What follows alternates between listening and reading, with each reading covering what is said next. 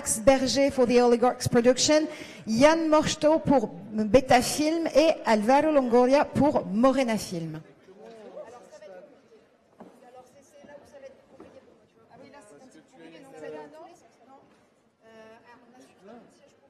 Oui.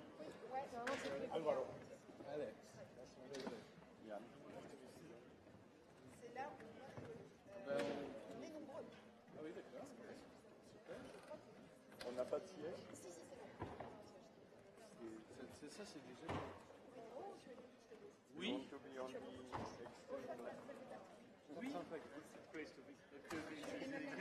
Il y a eu une commande de ma part. So, ladies and gentlemen, it's going to be kind of a pacey debate here about independent production and industry concentration. Again, there are 6 amazing guests, even more than 6, actually, amazing guests, 7 guests on this stage here at Series Mania. Well, first, let me play the devil's advocate, and it's going to give us an opportunity for each of you to state the part of the ecosystem you actually embody on this panel. Is there still such a thing as independent production in this world today? I think we are the... And if you can just state your name again, because there's so many of you here. I'm Eitan Mansouri from Tel Aviv. I think this is the live fact. We are still existing. That's really yes, your answer. Perfect. Yes, as a matter of fact, there are at least 2 or 3 around here that still exist, but I think there are plenty of those, and we are going to talk about it. Who wants to answer the question of independent production? Are you still existing, guys? Apparently, yes, you do.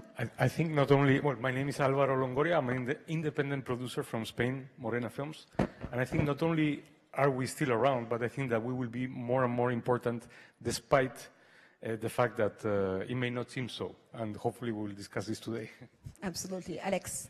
Hi, my name's Alex Berger from the Oligarchs Productions in Paris. I agree with Gilles Pélisson, and I'm very much of an optimist. I think that we're in a gold rush in terms of what's happening in our field, and the demand is so massive that we are in a great place and great position, because what we do is sell ideas, we create brands, and we offer those brands to amazing distribution or platforms. So I think our world is changing, definitely, but we still have our fuel, and our fuel is the ideas and the great talents that are surrounding us and that we monetize pretty well. Thank you very much. So, Christian Vesper from Fremantle.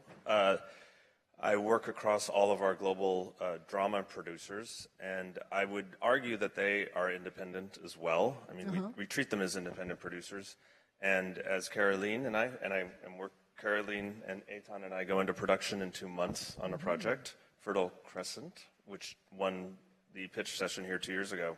But I would say our role is to supercharge producers and give them the opportunity to expand and produce. And I think that the role of the independent producer is essential in the ecosystem in terms of the passion they bring, and it's all about expertise. Kate and Jan, for the final word on this question. Yes, we've already discussed this, and we feel very similarly.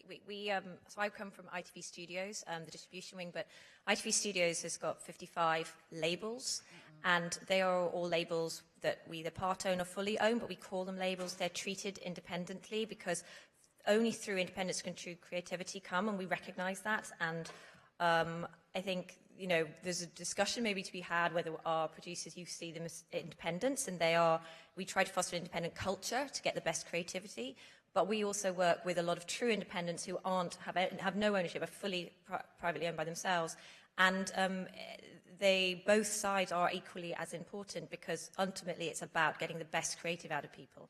And so I think there will always be independence.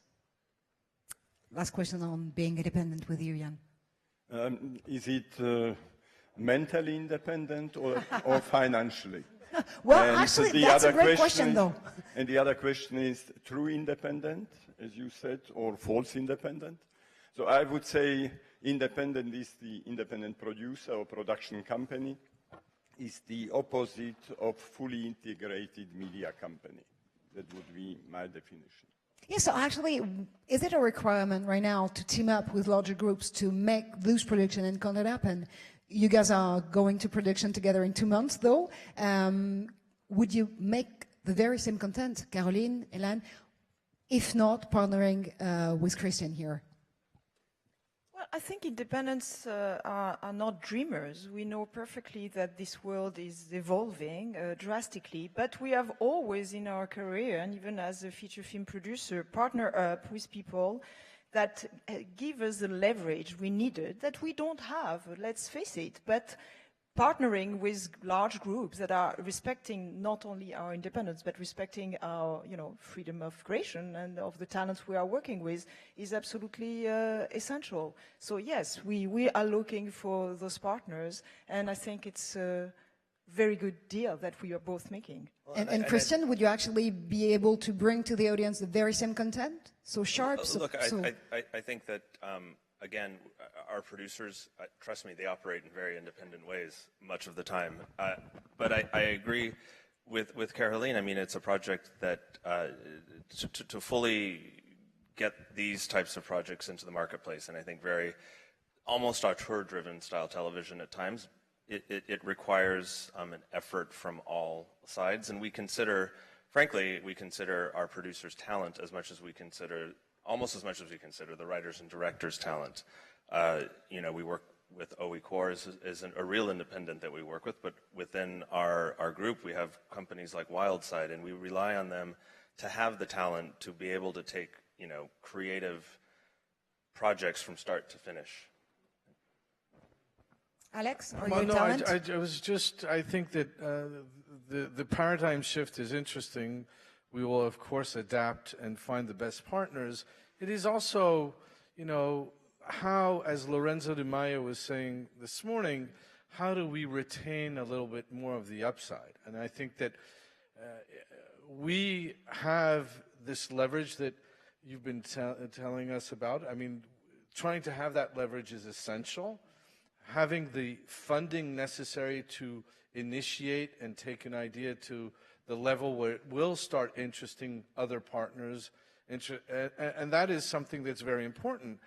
As this world is changing, being independent and retaining those rights, or at least a fraction of them, is very essential. And I think that is also a very big criteria to that independence.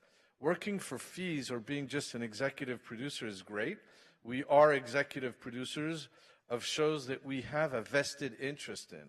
And I think that back end, that potential of really working for a show that will work in several cycles of exploitation is essential. And that is a fuel and a motivator for us. So I do understand that you guys need each other just for the simple reason that independent producers need bigger groups or corporation to make it happen financially, and that corporation need the talents just to dig into the stories and find the perfect pitch at the perfect moment for the right audiences. But still, we've talked about this new overcrowded type of landscape we're entering right now, even when it comes to the streaming type of market. How can you guys make the most of it? How can you actually stand out from the crowd there? I think that I'm sure the discussion is, the entrance of Warner Media and Disney Plus and Hulu going global is I think for all of us on the panel an opportunity, because I think what it will create is a situation where, unlike perhaps other industries in which tech has come in and become monopolistic, ours is a creative-based industry, and it requires ideas and passion. And I think with more entrance into the global platform space, again, it will be a challenge to the local broadcasters, but it will, at least for the people on stage, I think, create an opportunity for more deals to be made. I think the terms are going to have to evolve that are being offered now, because savvy producers aren't going to accept not having back end, really, at the end of the day. Why? I mean, we have such a, everyone does want to make money, and we have such an inconsistent business that, you rely on the fact that investments in IP you've created have value for you moving forward. So I think that's where the opportunity is right now, I think. Kate. Well, I was going to say that the counter to that is also... Can you just put the mic? Oh, yeah, right to the chin so we can hear you. The other opportunity, because, we're predominantly in the UK, obviously we're global as well, but, it's about providing value back to the producer to retain that IP, to make future sales, to make, from the format remake that you still make, so you can reinvest into your business.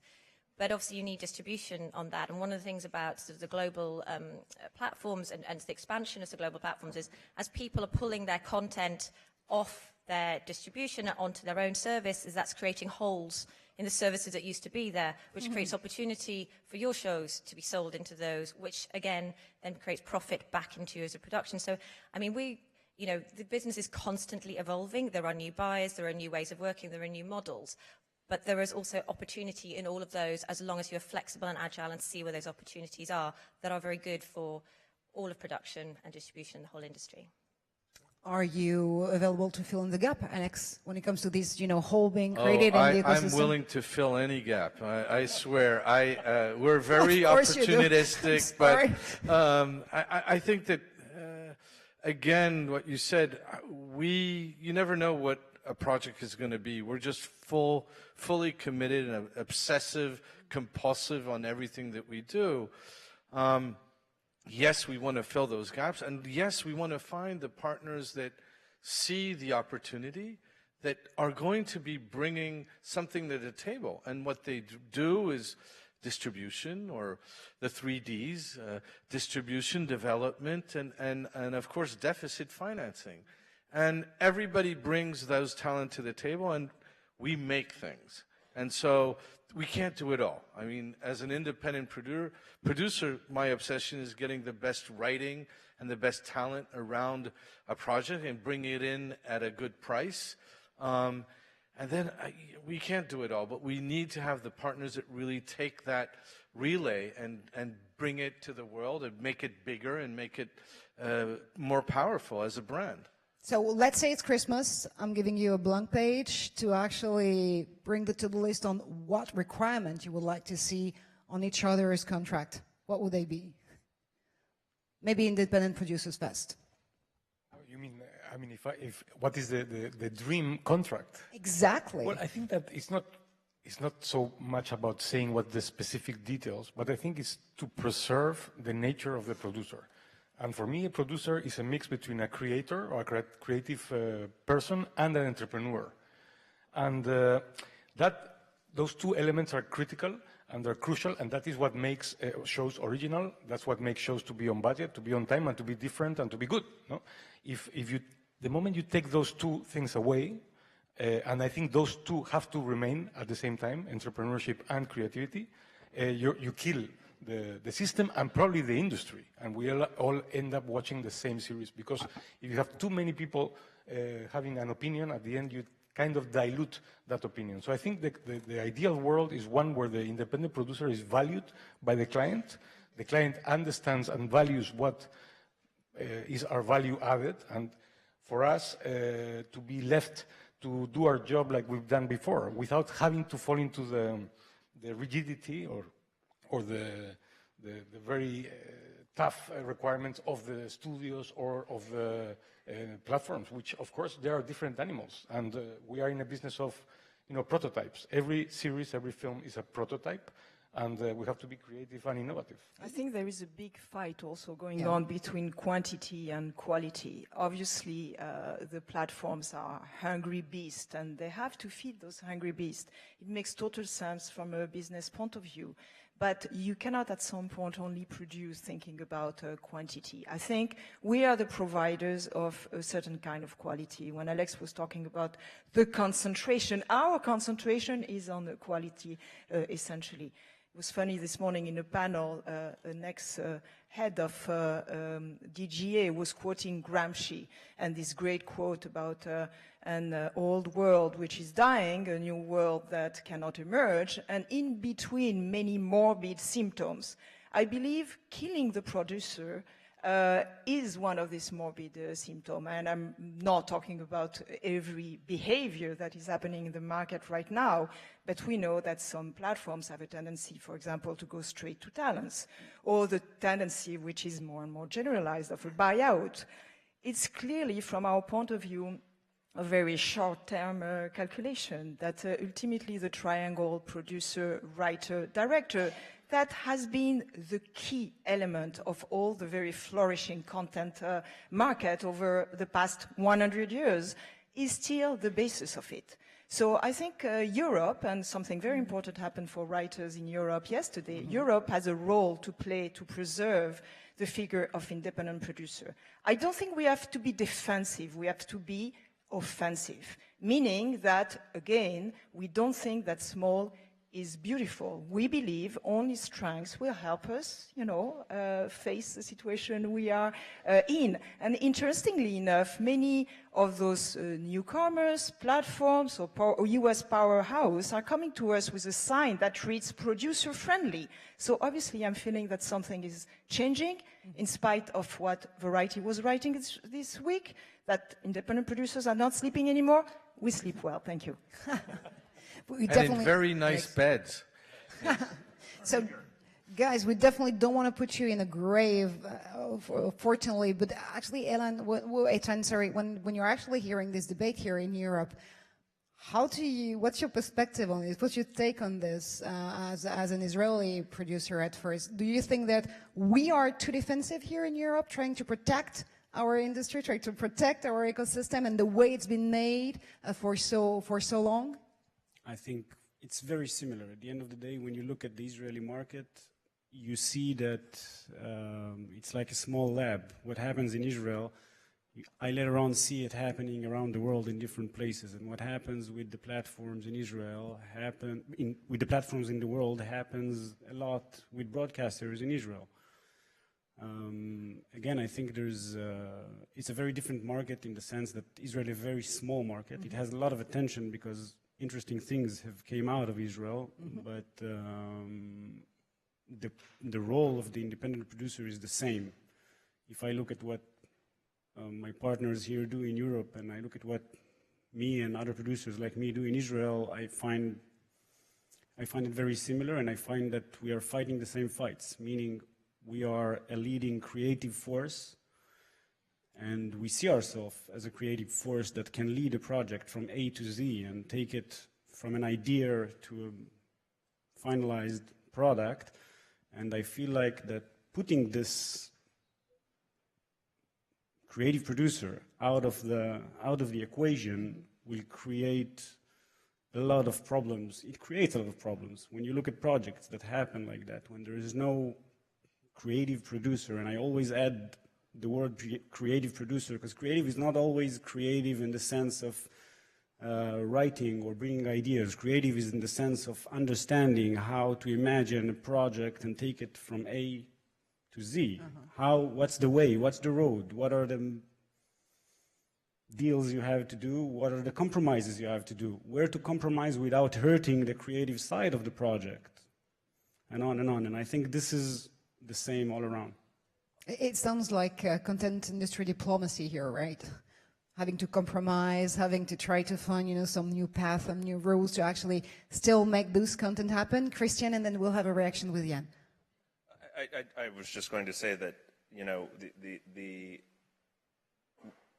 I was a commissioner for a long time at Sundance Channel, and we were a small channel, but we relied very heavily on the ideas and on the input of creative producers. And I suppose you can have enough money to create absolute and complete vertical integration, but as Kate and I were talking, you can't actually buy every single every producer in the world. Can't you? And I mean, maybe you can, I don't know.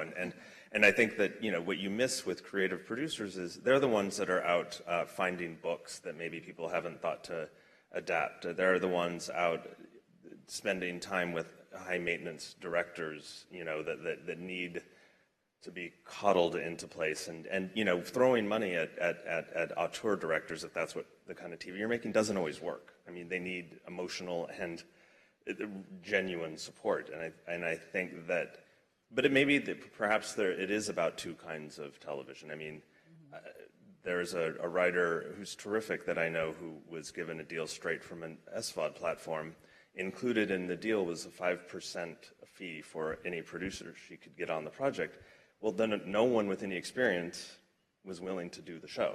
And it's just, but maybe there are two levels. Maybe there's the super high quality TV that we'll end up having, and then there'll be just the chaff. We'll dive in a few seconds about this type of two-speed content that you're actually describing here, and what it means to audiences actually, which probably don't make any difference on the citizenship of the content they are actually willing to watch, though. But we have a reaction with the end first. No, I just wanted to express my Christmas wish. Is it still possible? Exactly, it's Christmas. So I would like to have a contract, let's say, with a platform, 100% of the cost, territory, let's say Iceland, 3 months, that's it. Me too. You too? Yeah. No, I have the Icelandic show. There you go. Need another territory.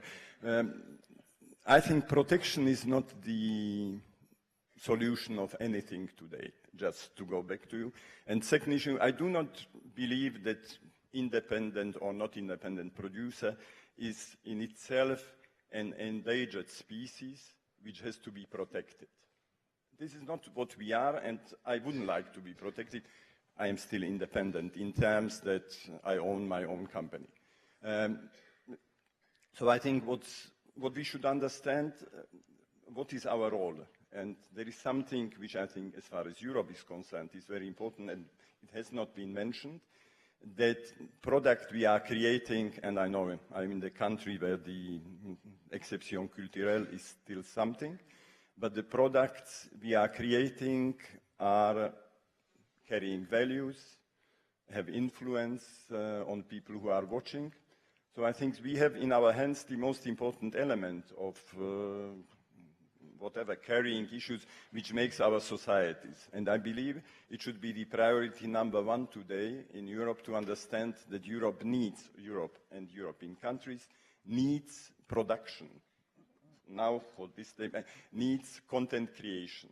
And I think what's positive that we have two different reasons coming together because of the technological evolution.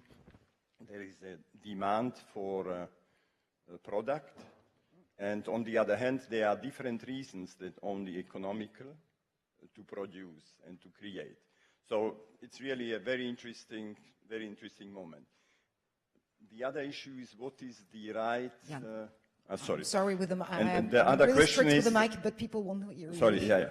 No, it's just thinking for myself. It's being independent in a way. And the other issue is, can we survive?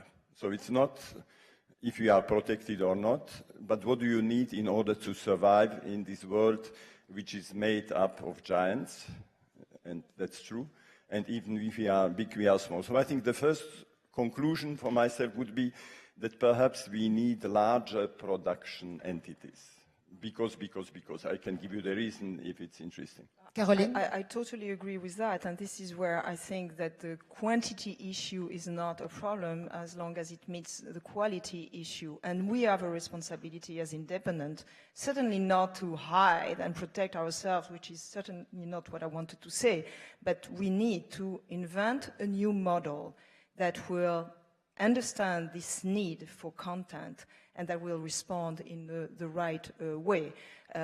We are right now starting to develop an idea of a model that would be, even if it's a paradoxical expression, a kind of horizontal concentration of independent producer all around the world to be able to have this leverage that we absolutely need and to be supported by enough, financial weight to meet the scheme you are describing, Jan. So it's definitely, and this is the reason why I was saying, we have to be offensive, we have to be creative, we have to be productive, which we have always done, but at a scale that was clearly a little smaller than it is now. Alex, would you join this new horizontal I think, concentration? first of all, yes, I would, because I think that, Caroline, what you're saying is very interesting, because we're in the middle of this shift between two worlds. The first world, which was essentially North American, which was a vertical integration of everything and rights. And a European way that was much more horizontal, which empowered the producer, who was essentially the cuisinier, who was the chef, building the whole thing, and therefore retaining more rights.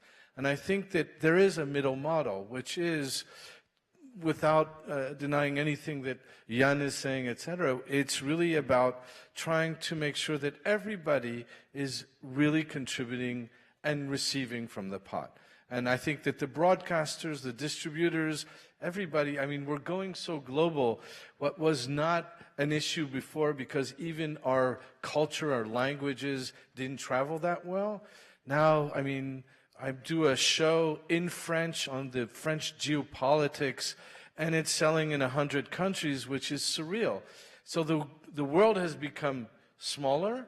The demand has become bigger, and I think the position of the independent producer is to be as flexible to adapt, but to have that horizontality for everything, and to have a mapping. At least what we are lacking in Europe is to have that WGA-ish type of minimum template that everybody signs, everybody knows about, everybody can read. The transparency is essential, and the process has to be likewise. So if I do understand correctly, are you calling for some sort of production Darwinism, like being more agile, adapting yourself to this ever never-ending changing type of world and model? We do that every day. That's our daily routine every day, and in every epoch. I mean, I've been doing this for 35 years. I've seen everything change, and it always came down to one thing. What was rare and expensive became a commodity, and that was the bandwidth. And everybody can just take an iPhone and do something and produce and broadcast, but being in the exigence of quality of that work, of that template, of putting together a process within a serious and realistic economic world, and in innovating, that culture of innovation is very particular. And I think that that is what we're striving to keep alive. Otherwise, we'll just be watching and eating the same stuff. Alvaro? Yes, well, I think that we must not underestimate the nature of the producer.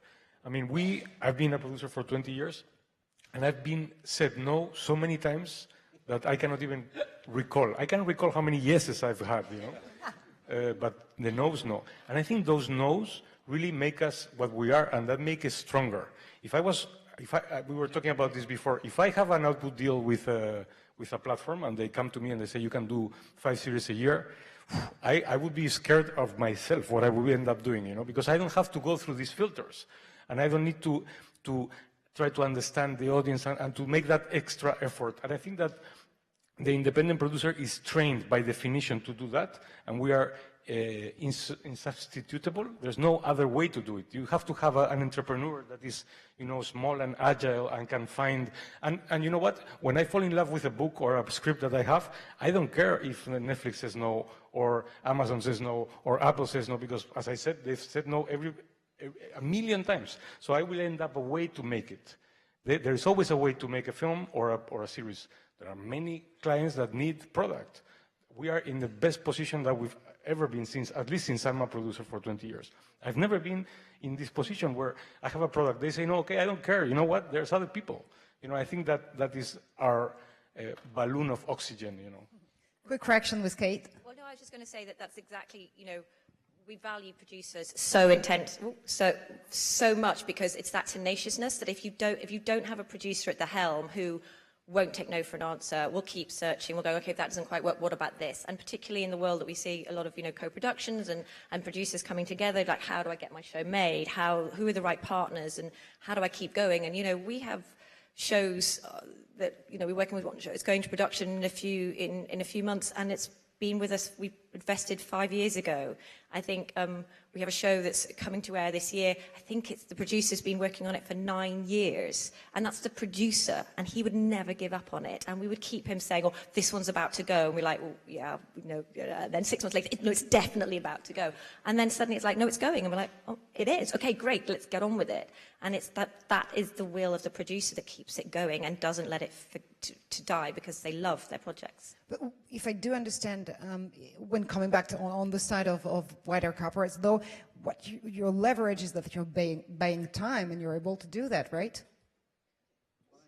Yeah, like buying time for the producers to actually go through production, get the right idea at the right moment, and actually foster, craft this magical idea and content. So that the leverage you definitely have, and that's the reason why you're attracted to those guys, right? Well, there is an amazing luxury, but that seems to be such a normal thing, as you put a production, a project, when it is ready. Yeah. How original. But this is changing, frankly. Many things are put into production, and they're not ready. You have to have the leverage to invest, so that's why it's great to have partners that understand this process. I always give the example of the return that we produced with Canal+. It took 5 years, it took 5 years. We were more discouraged than they were. They constantly told us, "Keep going, you've got something amazing." And we were saying, "Are you sure?" "Yes."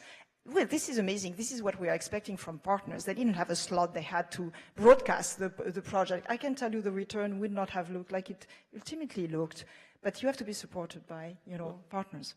Well, I mean, it would just with working with Caroline, and we broadcast Le Revenant in the U.S. We've had a long relationship, and we know each other very well. And it's only been 2 years for Fertile Crescent to get to production, so that's actually not very long. But there have been some really rough times along the way, and I remember vividly at one point earlier this fall, I just kept telling Caroline, "No, it'll be fine.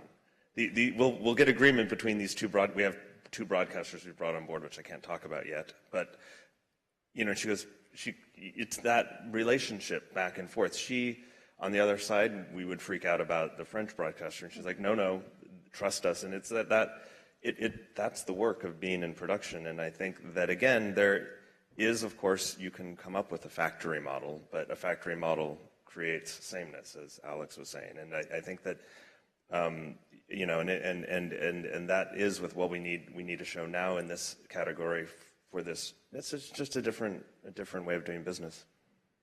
Caroline, super quick, and then Jan wanted to react. Okay, so let's jump to Jan. Just to add something to go in the same direction that Christian, there is also something that is a bit disturbing for me, is constantly to hear about a pre-existing market. Mm-hmm. I mean, this is a prototypal situation we are in. We create the audience, we create the market, so it's kind of the other way around, right? I mean, it's not only an algorithm that is going to decide what the people want. We have to create the desire. Jan. I think we can look at the issue also from a different point of view. What we do, on one side, we do industrial product, in fashion terms, pret-à-porter or whatever it is. And on the other hand, we produce haute couture. And I think for the first one, industrial production structures are viable. And we have seen this morning when Nicolas de Taverneau was presenting his. I am convinced that for the high end and whatever, for fiction and specific fiction, industrial structures are not the best environment for creativity.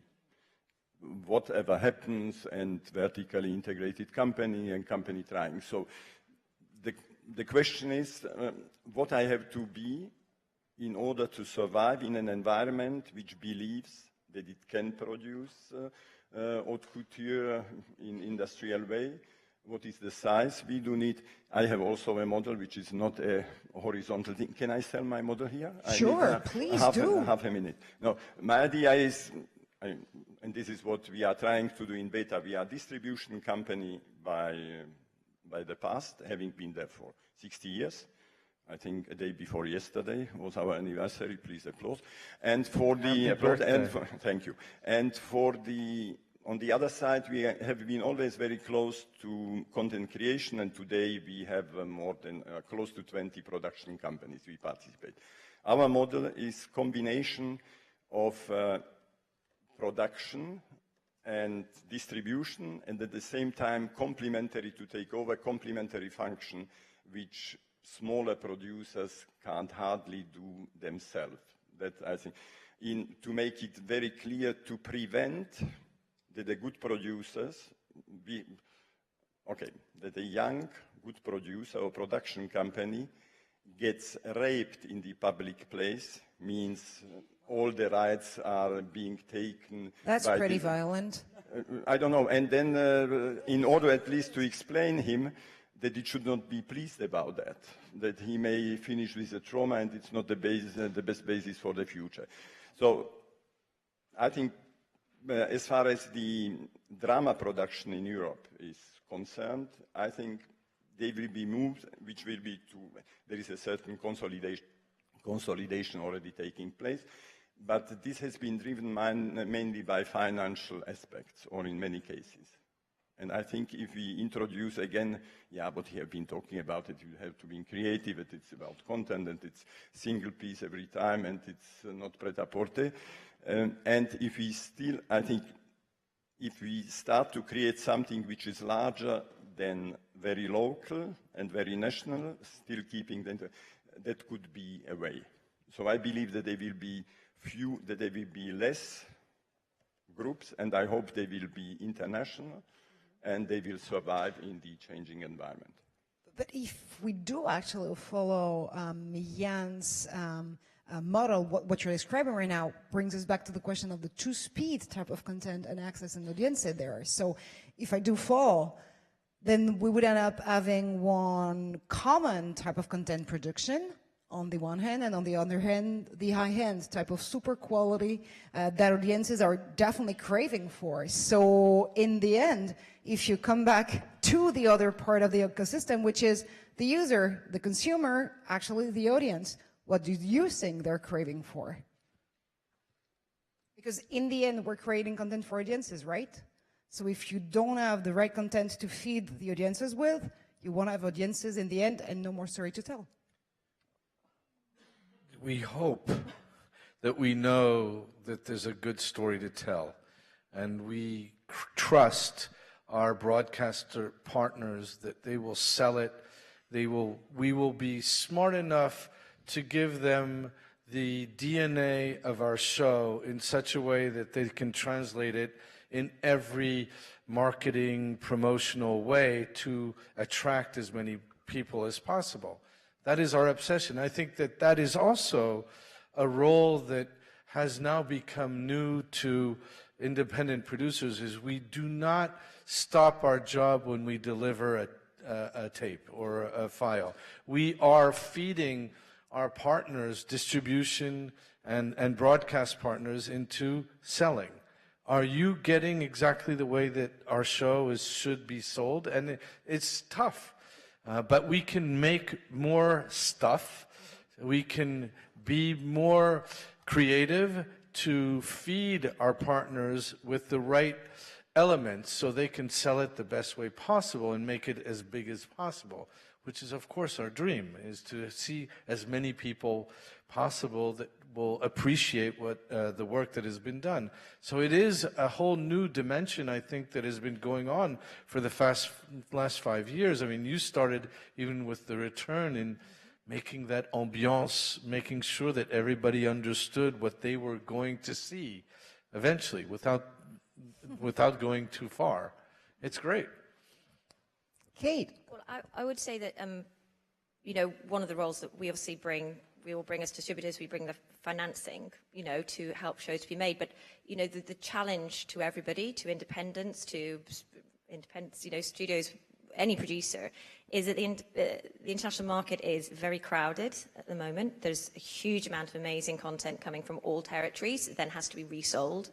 And that deficits in most territories are going up, and that actually, you say, working with your distributor, so Universal Brand, we actually start now at the point of commission working on a brand identity, because same with Beta as well, and with everyone, pre-sales, co-pros, And even just this, the normal acquisition market, they have spoilt for choice. We need to make sure that, that the buyers know exactly what is coming down the line and what's going to be the feel of it. And we can only do that with the producer, you know, making very early materials consistent with the show that you're ultimately making. So actually, I think that the point of conversation now between producer and distributor is at the point of commission, way before you get anywhere near finished tape. Finished tape is done, is so far down the line now. The sad thing is that at the end you have to deliver what you've promised. And that's why we trust the producer. Promising in 2 years. But it's also interesting, I've been looking here around yesterday and today, and I have been going to the markets for many, many years. And it's interesting how it's shifting. I mean, people here are talking about new product creation and so on and so on, which used to be, it's not anymore about selling, what product do I have, it's ready, you can see it, and so far and so on. So we are in a tragical business where you can get much more money for something which does not exist. And on the other hand, if you have the most beautiful series, which just happens to be similar to the one they bought the day before, you can't sell it, even if you give it them cheaper. But we have to take that into account. I think what's shifting very much on the international level is what you just said. It's not anymore so much about selling ready product. It's much more about projects. But the point is no, stop me. No, please. The point is that the reality is still national. The producing reality in Europe, I'm talking about Europe, is still very national. So I think the challenge for all of us and some others who hopefully survive is can we become international producer without losing our national identity? Because in practical terms, I know only one example where a French network has commissioned a show by a non-French production company. The same is true for Germany. In certain countries there are laws, but it's still the reality of our industry. So I think, it will take time, and it's, for me, the mental challenge producers understand their business, they know they hate their commissioning partners, they complain about false programming, all those things we know. But we have a new reality, and this is what I felt also here yesterday, that we have this other reality which is international. Yeah. And the point is how to get from the national to the international without losing identity. So how to become large. I mean, I think that Christian. Yeah, I mean, the international shows that get commissioned outside of their territory, and this goes for the American producers as well, it remains incredibly rare. I don't think that is going to change anytime soon. And even, you know, we've had all of us have had some luck at setting up foreign language. I mean, you know, My Brilliant Friend was on HBO in prime time in America in Italian, which was exceptional, I think. But it remains exceptional. I think it's slowly growing, but I think that the growth, though, is in being able to work up and down that chain. I think both local and international, and that's where the challenge remains, and that's where the opportunity is. But yet, actually, independent producers do have a trigger there. The fact that audiences are craving now for locals, like craving for local stories to be told, to watch, and to probably, maybe it's not, you know, by average, the average, but they can actually make them global successes when they want to. So if they remain local, they harder and harder and tougher. It's tougher and tougher to get them financed for the broadcasters. So you have to look, and this is also. But remember about what Georgia Brown was saying on this very stage a few minutes ago about, I mean, the fact that she's definitely as a platform looking for another producing studio, definitely looking for local type of content to bring to our audiences, right? Yeah, so there's a model. I mean, the model of the Scandinavian shows and their success was they had a multi-domestic routing. They could do it because there were 5 countries with Germany, with the ZDF initially, that was funding and making that available and taking the ambition to the level that a lot of other countries wanted. And there was obviously a demand to see what a Scandinavian prime minister did every day, or how a cop would solve a mystery between two countries, and etc. It's amazing, and the Israelis have done the same thing with Hatofim or Fauda and all of these shows. So I think that there is this multi-domestic, this sort of, we don't have to start with one concept for the world. I think it is about this, it's not regionalization, it is how similar cultures or demands can work together and then make it into a bigger thing. Jan, you wanted to react. It's obvious that platforms are paying 100%, get the content, be it local, be it international. But we still have in Europe very important commissioners, which are commercial TV stations. I think I do not have the figures, but I still believe if we add them all together, it's the highest commissioner in Europe. And those are looking for new sources of primetime shows. And that's the biggest challenge here, because Scandinavian drama has been produced for primetime in Scandinavia, was second primetime ZDF, and something else somewhere. We have successful international shows. By the way, thank you for having bought Gomorrah in those days, which was paid there, and so on and so on. The same for many other things. This is one reality. And the other one is, so this is really creating these new programs in new parameters and knowing more or less what they're asking for. On the other hand, we still have the traditional broadcasters, and they are the basis of the European creative industry. And those need today new ways of getting prime time.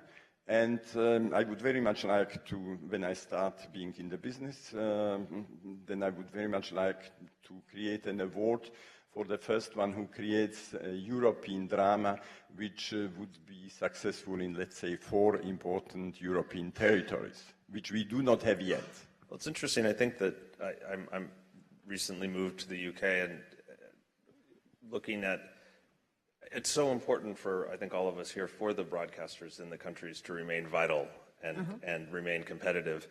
And I think part of our role, Kate and I in particular, is you look at sort of what's happened in the UK, where in order for the local broadcasters to make shows at a certain scale, their tariffs don't cover that necessarily. And I feel like it's our job to figure out how to help them do that, so that it doesn't become a situation where only the big SVODs can do a certain scale of show and the local broadcasters are left with, you know, lower level or more local. Okay. And I think that's obviously that's how we see it, but that's where being part of a bigger group or partnering with is that we do have a huge amount of knowledge about the international market. We are there with our producers. We personally work very, very closely, my team, with all the producers with their slates. We give them information, we give them feedback, we give them guidance, we tell them about projects that are similar so that they can avoid that conflict where we go to the market and it's too similar. And we try and help them shape, so they're still creating what they want to. But we're trying to help them to know that they can also get financed. When the BBC says yes, we're ready, and it's in a way that we know that we've got, it'll be successful. So I think that's how we are working with trying to shape it, by trying to empower our producers with the knowledge that they can then adapt their own way creatively to be successful. And then I think what's interesting, I think Beta and ITV and us all have these dogged salespeople who literally once they're told it always amazes me how shows, even with Gomorrah, we talked about that for years, trying to get that on there, and the salespeople never gave up, and eventually they wore me down. And so that's but that's part of the ecosystem. It was also because it was mafia; they were going to come after you. Exactly. Jan. How did you sell Bureau des Légendes? We went door to door and kidnapped people. That's what I saw. Well, that's we easy. also bribe people, for your information. So it's But you see, it's That's interesting. very European, right? You were saying, Jan, that we should not be protective, and obviously you had a very graphic description of the way you are protecting young producers. You guys are protecting historical channels because you know we need to provide them with, the product that now the platforms are getting more easily. But we have also to be careful because we are in a situation where there is a kind of panic state in Europe right now. They see them arrive like they are going to be invaded. And so how do you respond to that? I think we have to stay very in a cold blood, attitude, because I don't know what's the English expression for rivalité mimétique, rivalry mimetism, but, there is this obsession of creating champion in Europe. I think it's important to create those big, companies that will help us resist. But I think it's a way of using that also to create a vertical integration which goes very much against creation. And I think this is the wrong answer that Europe is finding, and we have, as producers, as independent producers, to fight that because it's the wrong way to go. So, yes, Alvaro, please. I think also we haven't discussed the technological changes, which I think right now we are in shock, all of us, because the world has changed brutally in the last 5 years with the new platforms and the newcomers. But if you think about what's going to happen in 5 years, I think this is going to be a very, very different scenario, not necessarily so positive for the big platforms, because democratization of access is coming, and it's going to be every day more. And it's the same that happened with the music, no? At the end of the day, you can self-produce your own music, and maybe it just works and starts floating through the internet. The other day I was in a speech by YouTube that the EPC organized, and it was very interesting to see their mentality. It's a pity none of these platforms are here, actually. That's something we haven't mentioned. It would have been great to see their point of view. But also the fact that there's going to be many different ways to produce very cheaply and to access the public. So maybe these platforms are not going to have this monopolistic position that we are discussing now. I think in 5 years it's going to be very different. And I think innovation, creative innovation formats, for example. I was also in this morning somebody was talking about the innovation of formats. We're still doing, 3 formats essentially. It's quite amazing. Where are the 5 minutes, the 20 minutes, the 5 hour, or whatever? And I think all of these things will change very, very quickly.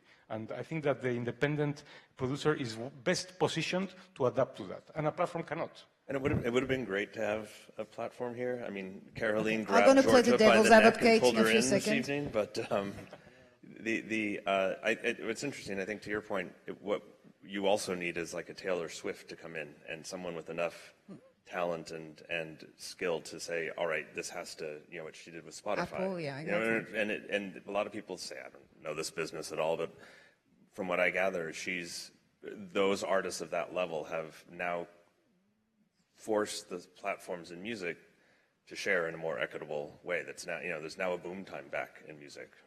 Yeah, probably, but look at what happened when one of those artists wanted to launch their own music sharing platform. It failed. So actually, okay, so this is a very exciting type of debate here because from my perspective, and I'm including myself in the debate here, it's not about the technology part of it. If you actually reach out to audiences, which are the people who are buying, consuming, engaging with your content, they don't see technology there. They just see accessibility. They just see a way to actually access more directly, more rapidly to the content they want to consume, right? So again, the debate is definitely not about the technological power part of it. It's about you guys as content creators and those who are going to be able to bring us the stories and this music and this creation that we're creating for. Well, you can take Yeah, and please. can I just, not only, because if you control the ways of distribution, then you can not completely change the taste, but you can create or influence the taste. Look at what happened in feature film business. I mean, every national system is collapsing. We have blockbusters because the public, young public wants to see. And I think what's happening with the big players in the market, and I don't remember their names, about those big American companies coming here and creating platforms you may have heard of. If you talk to them as a producer, they start behaving in a following way as far as they commission, as far as commissioners are concerned. You have to do that. I know what has to come there. They behave as the traditional broadcasters used to behave in the old days. That means that they will have more of the same. And the question is, I do not have the answer. The question is more of the same? Does it lead to a taste which becomes more and more and more? Or is our cultural diversity, stories, what we have, and so far and so on, something which will attract people? And I think it may attract people if we tell it properly. And telling properly doesn't mean produce only high-end drama for 2.5 million.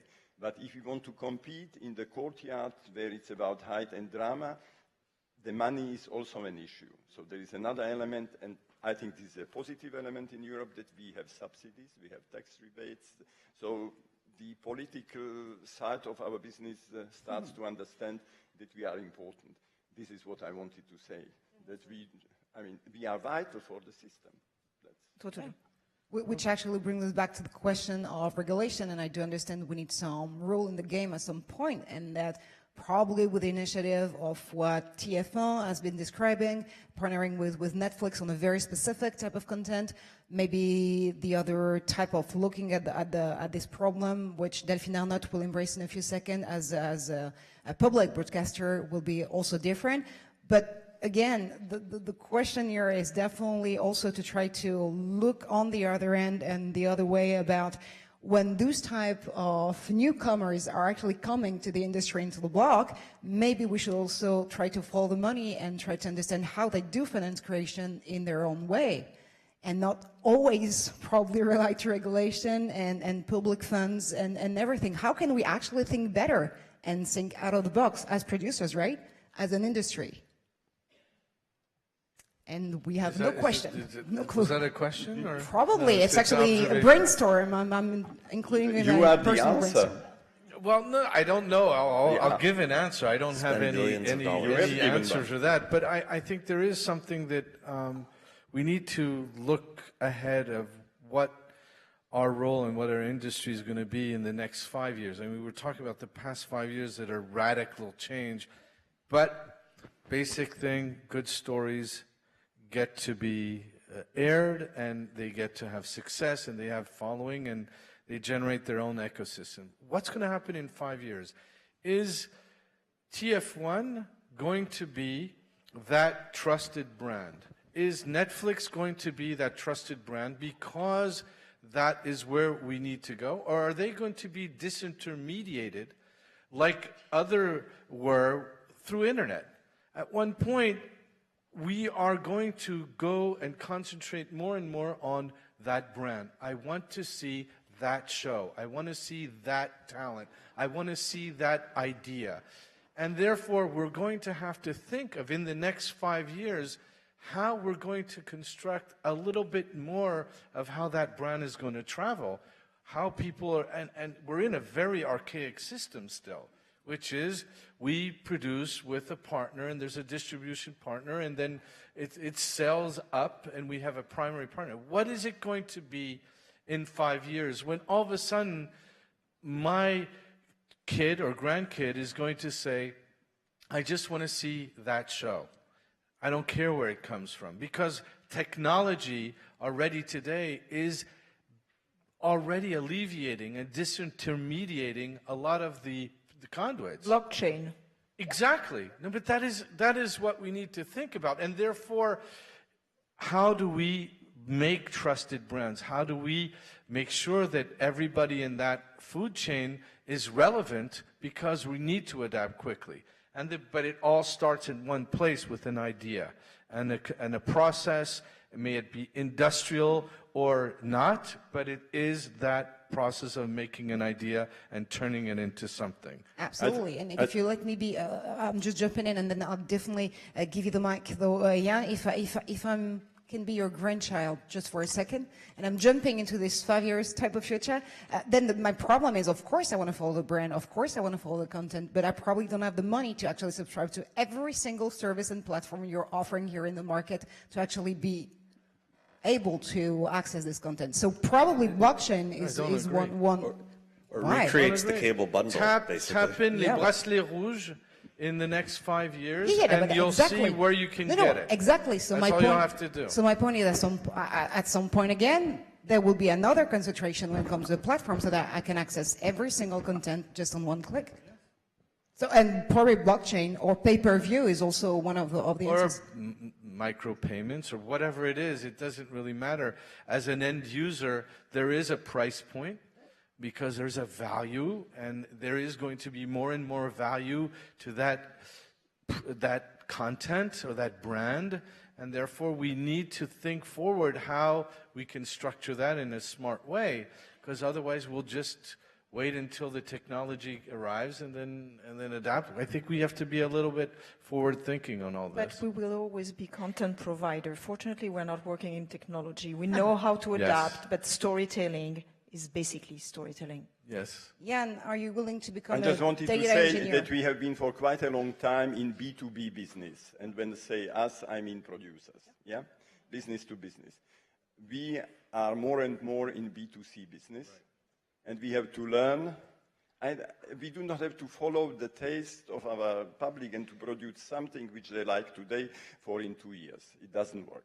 I mean, and we can start a discussion about algorithms here.